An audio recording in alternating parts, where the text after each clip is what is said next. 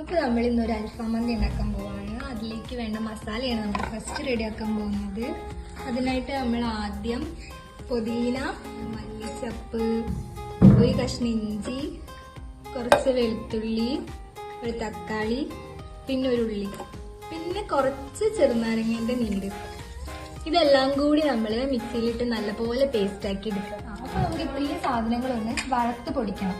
അതിന് വേണ്ടിയിട്ട് ആദ്യം നമുക്ക് വേണ്ടത് ഗരം മസാല, മുളക് പൊടി, മല്ലിപ്പൊടി, കുരുമുളക്, പിന്നെ ചെറിയ ജീരകം, വലിയ ജീരകം. ഇത് നന്നായിട്ട് വറുത്തതിന് ശേഷം പൊടിച്ചിട്ട് വരാം. അപ്പോൾ നമ്മളെല്ലാം കൂടി നന്നായിട്ടൊന്ന് മിക്സ് ചെയ്തെടുക്കണം.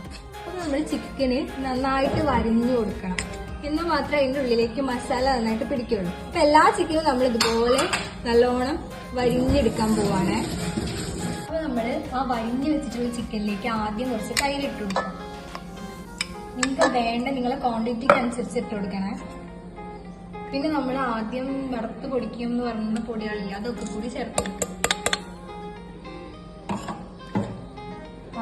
നമ്മൾ കുറച്ച് മല്ലിച്ചപ്പ് ഇതൊക്കെ അരച്ചില്ലേനോ, ഫസ്റ്റ് ഒരു മസാല കൂട്ട് അതാണ്, അതും ചേർത്ത് കൊടുക്കാം.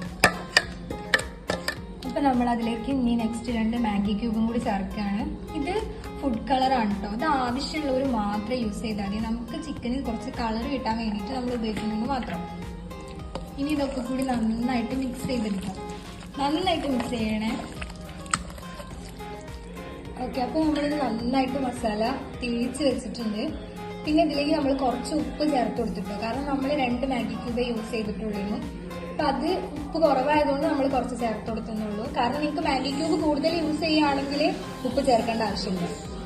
ഓക്കെ, അപ്പോൾ നമ്മൾ ഈ മസാല തേച്ച് വെച്ചത് ഒരു 1.5 മണിക്കൂർ മസാല മൊത്തത്തിൽ പിടിക്കാൻ വേണ്ടിയിട്ട് ഫ്രിഡ്ജിൽ വെക്കാം. ഓക്കെ, ബാക്കി വന്ന മസാല മുഴുവൻ നമ്മൾ അതിലേക്ക് എണ്ണ ഇട്ട് കൊടുക്കുകയാണ്. ഇതെല്ലാം കൂടെ നല്ലപോലെ മിക്സ് ചെയ്തെടുക്കണേ.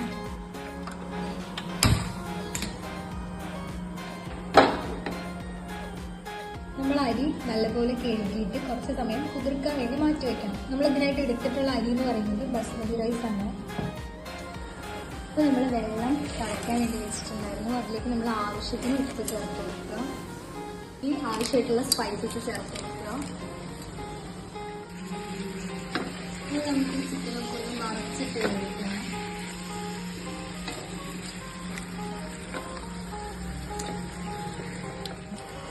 വെള്ളം നല്ലപോലെ തിളച്ച് വന്നിട്ടുണ്ട്. അതിലേക്ക് നമ്മൾ കുതിർത്തി വെച്ചിട്ടുള്ള അരി ചേർത്ത് കൊടുക്കുകയാണ്. കുറച്ച് ഓയിലും കൂടി ചേർത്ത് കൊടുക്കണ്ടേ. അതിലേക്ക് നമ്മൾ ഒരു 1/2 പീസ് ഓഫ് ചെറുനാരങ്ങ നമ്മൾ നല്ലപോലെ പിഴിഞ്ഞ് കൊടുക്കുക.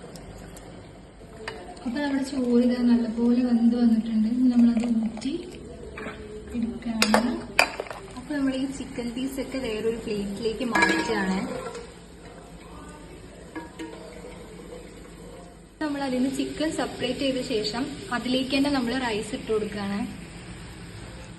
നമ്മൾ നേരത്തെ കുറച്ച് മസാല മാറ്റി വെച്ചിട്ടുണ്ടായിരുന്നു, അതായത് ചിക്കന് മസാല തേക്കുന്ന ടൈമിൽ ആ മസാല നമ്മളിപ്പോൾ യൂസ് ചെയ്യാൻ പോവാണ്. അത് ഈ പാനിലേക്ക് ഇട്ട് കൊടുക്കുക. ഇനി അതിലേക്ക് നമ്മൾ കുറച്ച് ടൊമാറ്റോ സോസ് വെക്കുകയാണ്. ഈ ടൊമാറ്റോ സോസ് നമ്മൾ വീട്ടിൽ തന്നെ ഉണ്ടാക്കിയതാണ് കേട്ടോ. ഇതിന്റെ റെസിപ്പി വേണമെങ്കിൽ നിങ്ങൾക്ക് കമന്റ് സെക്ഷനിലൂടെ പറയാം. അതിലേക്ക് നമ്മൾ കുറച്ച് ചില്ലി ഫ്ലേക്സ് ആഡ് ചെയ്യുന്നുണ്ട്. എല്ലാം കൂടെ നല്ലപോലെ മിക്സ് ചെയ്തെടുക്കണം. നമ്മളിപ്പോൾ ഉണ്ടാക്കിയ മിക്സ് നമ്മൾ ആ ചിക്കൻ്റെ മുകളിലേക്ക് തേച്ച് കൊടുക്കുകയാണ്. നമ്മൾ മസാല തേച്ച് ചിക്കൻ ഓരോ പീസായിട്ട് നമ്മൾ ഈ ചോറിൻ്റെ മുകളിലേക്ക് വെച്ച് കൊടുക്കുകയാണ്. നമ്മളിനി 3 മുളക് വെച്ചെടുക്കുകയാണ്, വെറുതെ ചുമ്മാ ഒരു ഡെക്കറേഷൻ.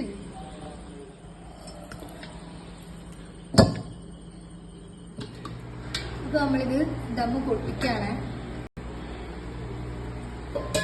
ഇനി നമ്മൾ ഓരോ പീസും ഈ പാത്രത്തിലേക്ക് മാറ്റി വെക്കാൻ പോവാണ്. നല്ല ജ്യൂസി ആയിട്ടുണ്ട് കേട്ടോ ചിക്കൻ. ഇനി നമ്മൾ ആ റൈസ് നല്ലോണം മിക്സ് ചെയ്തെടുക്കാൻ പോവാണ്. അതിലുള്ള മസാല ഒക്കെ നല്ലോണം പിടിക്കാൻ വേണ്ടിയിട്ടാണ്.